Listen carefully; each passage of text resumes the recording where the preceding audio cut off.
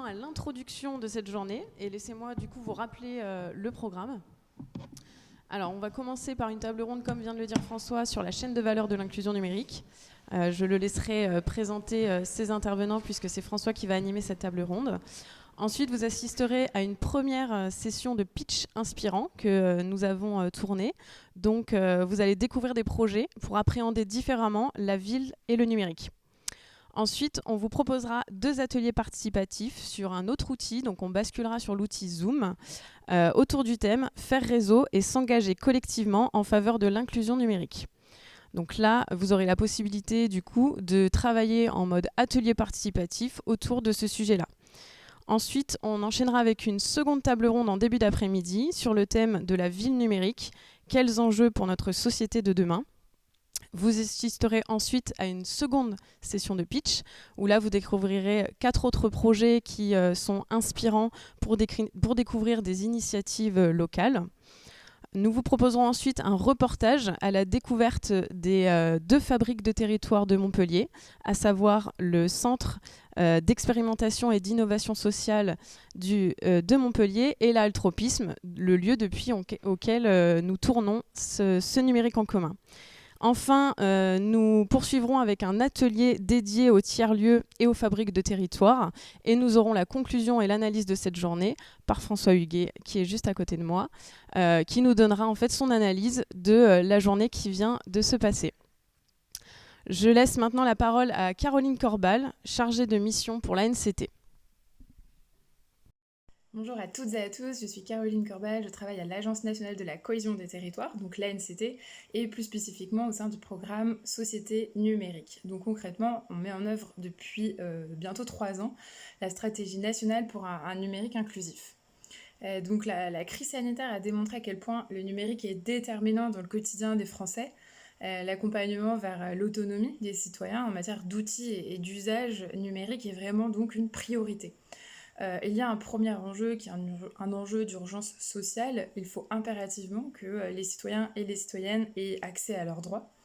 Mais il y a aussi un enjeu à permettre le développement d'une culture numérique critique pour que chacun et chacune soit en capacité de prendre des décisions éclairées dans un monde qui est toujours plus numérique. Donc c'est l'objectif qui est poursuivi par le plan France Relance, avec une réponse exceptionnelle de l'État, avec donc 250 millions d'euros qui sont dédiés à des actions structurantes en matière d'inclusion numérique et qui vient donc renforcer les dispositifs déjà en place. Donc le ministre en a rappelé les grands axes en introduction de cette matinée. Mais c'est aussi l'objectif de Numérique en commun.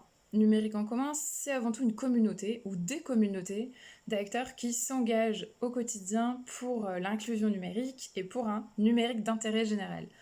Donc par numérique d'intérêt général, on entend un numérique qui soit le plus inclusif possible, un numérique qui soit éthique, qui soit durable, qui soit souverain, c'est-à-dire qui respecte les libertés et les droits des citoyens et leur permette d'être véritablement autonomes. Et donc l'objectif de Numérique en commun, c'est donc de permettre à des acteurs publics, donc des agents et des élus, des opérateurs de services publics, des associations, des entreprises, des porteurs de tiers-lieux, des professionnels de l'inclusion numérique, donc au sens large, à des chercheurs de se rassembler pour créer les outils et les cadres de collaboration qui sont nécessaires pour agir ensemble et répondre aux défis de l'inclusion numérique. Donc en fait, Numérique en commun, c'est vraiment l'occasion de se rassembler, de fédérer, de créer un rituel, de construire une feuille de route commune et de faire émerger des communs au service des territoires et des habitants qui y vivent. Et donc, Numérique en commun, ce sont des événements nationaux annuels. Vous avez peut-être eu l'occasion de participer aux éditions passées, donc à Nantes, à Marseille ou à Lyon. Et des temps forts locaux, comme le NEC local d'aujourd'hui, qui est organisé par Montpellier Méditerranée Métropole et le CCAS de Montpellier, et que nous sommes vraiment ravis de soutenir. Et ce NEC, c'est déjà en fait un exemple de collaboration, cette journée ayant eu l'appui du conseil départemental de l'Hérault et du hub RINOC, qui ont activement participé à son organisation. Donc c'est un NEC très riche qui vous attend aujourd'hui, avec des conférences, des tables rondes, des ateliers, des reportages, des pitchs. Et l'objectif, c'est aussi que la richesse qui va être produite pendant cette journée puisse servir à d'autres territoires et donc puisse être testée, éventuellement répliquée ou adaptée en fonction des besoins. Et veiller à ce transfert, c'est notamment l'une des missions de l'équipe de chercheurs et de reporters de terrain avec laquelle on a la chance de travailler. Donc avec François Huguet et Sébastien Magro qui seront présents à vos côtés durant toute la journée. Donc je vous souhaite un excellent NEC Montpellier en ligne et sur place pour ceux qui ont la chance d'être à la Altropisme. N'hésitez pas pendant ce NEC à participer, à partager vos projets, vos idées, vos besoins, vos envies. C'est vraiment l'objectif de Numérique en commun. Bravo enfin aux organisateurs, plus particulièrement à Hélène Roussel, Anne Bourdarias et Audrey Doujon, avec qui j'ai eu la chance aussi d'échanger pendant ces quelques mois. Et donc bravo pour l'organisation d'un événement dans des conditions qui sont vraiment loin d'être évidentes, comme on le sait. Et en espérant tous se retrouver en 2022 sur place pour un deuxième NEC Montpellier Méditerranée Métropole. Je laisse maintenant la parole à Hélène Roussel, directrice de la mission Cité Intelligente pour Montpellier Méditerranée Métropole. Nous sommes ravis de vous accueillir aujourd'hui pour ce NEC à Montpellier. Comme l'a déjà été évoqué dans le cadre du programme, ce qui est important pour nous, c'est justement de montrer finalement la polysémie du numérique à travers différentes expériences qui sont portées par les acteurs du territoire, parce que ce n'est pas la métropole ni le CCS qui faisons du numérique dans notre coin, c'est vraiment avoir une stratégie territoriale avec l'ensemble des acteurs et que cette stratégie soit le plus adaptée aux besoins des habitants. Merci Hélène. Je laisse maintenant la parole à Anne Bourdarias, directrice des expérimentations et de l'innovation sociale au sein du CCAS de Montpellier. Oui, bonjour à tous. Donc le CCAS est ravi aussi d'avoir pu contribuer aux côtés de la métropole à l'organisation de cet événement. Et c'est vraiment l'occasion, puisque le CCAS est fabrique numérique depuis 2 ans, de pouvoir asseoir vraiment le rôle de cette fabrique numérique et de pouvoir aussi contribuer à cette mise en synergie autour de cette question très importante de l'inclusion numérique sur le territoire métropolitain. Merci Anne. Et pour finir, je laisse maintenant la parole à Édouard Forzy, président de la Mêlée et partenaire sur l'organisation de cet événement. Merci. Bonjour tout le monde. Et merci pour cet accueil ici dans ce très beau lieu du numérique et du créatif à Montpellier, la Altropisme. Merci à Montpellier Méditerranée Métropole et au CCAS de Montpellier pour cette organisation de ce nouveau NEC en Occitanie. Le premier à Montpellier, je crois, et je crois que d'autres NEC devront avoir lieu dans cette région. Et j'en profite pour dire qu'on sera candidat à l'organisation du prochain NEC national l'année prochaine. Voilà, donc effectivement, je suis Édouard Forzy, je suis président de la Mêlée, qui est une association qui travaille sur le développement des usages et de l'innovation numérique sur cette région depuis plus de 20 ans. On est né en 2000. Et donc, nous sommes basés à Toulouse, à Montpellier. Ce sont des adhérents, donc 600 adhérents qui travaillent sur le numérique au sens assez large, donc tout ce qui est transformation numérique, évidemment, tout ce qui est innovation, entrepreneuriat dans le numérique, avec la région Occitanie, tout le sujet des talents et de la formation numérique qui sont vraiment fondamentaux aujourd'hui. Et bien sûr, il y a la face A, je dirais, de développement économique du numérique, mais aussi il y a la face B, qui est celle de l'importance de faire que tout le monde soit égal face à tout ça.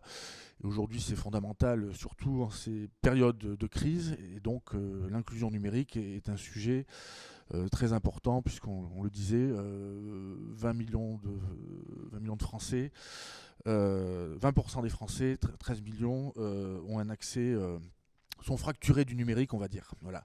Et donc c'est ainsi qu'il y a 1 an et demi, nous avons démarré l'aventure du hub numérique occitan, RINOC, financé par la Banque des Territoires et la NCT. Donc, parmi 11 hubs nationaux, donc on a fait 1 an et demi d'expérimentation à l'échelle de 4 départements sur la région Occitanie. Donc c'était les Hautes-Pyrénées, l'Aude, la Haute-Garonne, le Gers. Et cette expérimentation étant Donc ça a été porté, je tiens à le signaler, par des acteurs complémentaires. La Mêlée, Colline, qui est un acteur regroupant des acteurs de la médiation numérique, la Mêlée Adour, la Compagnie du Code, Envoi. Voilà. Et donc le but de ces hubs, c'est de structurer, d'améliorer la coordination, la mise en réseau, le lien avec le national de ces sujets et de toutes les structures, finalement, parce qu'il y en a énormément qui travaillent sur ces sujets d'inclusion, de médiation numérique. Voilà, donc on a recensé ces acteurs et leur fournir des outils. Donc cette expérimentation se termine dans quelques mois et donc nous sommes en phase de réponse à la suite de ce hub, à l'extension de ce hub au niveau de l'ensemble de la région, de manière à ce que à la fin de l'année, tout le territoire national soit couvert par ces hubs. Donc il y aura un hub sur l'ensemble de l'Occitanie. Donc Louis Salguero, qui est le coordinateur du hub RINOC pour la Mêlée, n'est pas là aujourd'hui puisqu'il est en audition au Sénat, justement pour faire un rapport sur l'inclusion numérique. Donc je le représente, même si je suis peut-être un peu moins à l'aise sur le sujet. Et pour terminer, je pense qu'il est important aussi de remercier toutes les équipes qui ont organisé ces journées. Donc de notre côté, on a les équipes techniques avec Audrey, on remercie Audrey Drujon, on remercie Clotilde Maury, on remercie Lucas Grimal, Angèle Rissot, Quentin Richard, Coralie Lescano, Amandine Reynaud, qui est la responsable de la Mêlée ici à Montpellier. Et voilà, et donc on espère que la journée va bien se passer. Merci à tous. Merci beaucoup, Édouard. Eh bien, nous allons tout de suite pouvoir commencer dans le vif du sujet avec une première table ronde qui s'intitule « La chaîne de valeur de l'inclusion numérique entre stratégie, diversité et réalité du terrain ». Vous allez pouvoir commenter dans le chat si besoin et poser vos questions. Ce qu'on vous propose, c'est d'aller vous servir un petit café pendant que nos intervenants vont s'installer. On va mettre un petit interlude vidéo pendant l'installation et on se retrouve tout de suite après avec François Huguet qui va animer cette table ronde avec ses intervenants. À tout de suite.